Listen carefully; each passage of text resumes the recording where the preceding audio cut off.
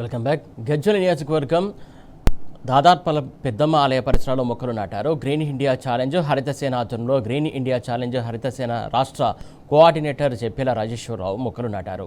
పర్యావరణ పరిరక్షణ మనందరి బాధ్యత, భవిష్యత్తు తరాలకు మనం ఇచ్చే అసలైన వారసత్వం స్వచ్ఛమైన పర్యావరణం అని స్పష్టం చేశారు.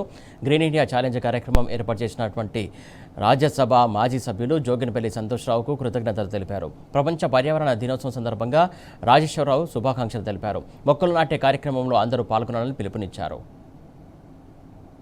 ఈరోజు ప్రపంచ పర్యావరణ పరిరక్షణ దినోత్సవం సందర్భంగా ఈరోజు గజ్వెల్ నియోజకవర్గంలోని దాతరపల్లి గ్రామంలో పెద్దమ్మ తల్లి దేవాలయంలో మొక్కలు నాటడం జరిగింది.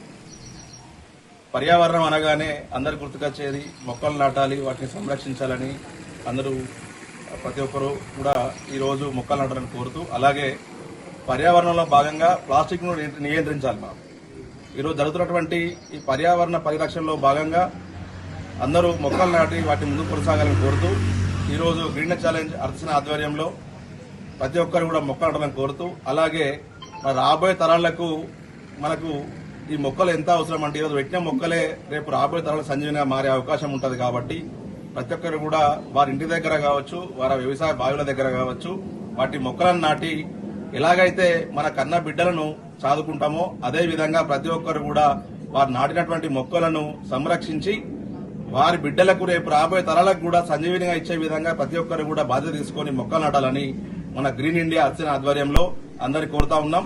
ఇంత మంచి కార్యక్రమాన్ని చేపట్టినటువంటి మన మాజీ రాజ్యసభ సభ్యులు జోగినిపల్లి సంతోష్రావు గారికి కృతజ్ఞత తెలియజేస్తూ, అలాగే వారు అందరికీ కూడా మొక్కలు నాటాలని ఈరోజు పర్యావరణ సందర్భంగా వారు పిలుపునివ్వడం అనేది చాలా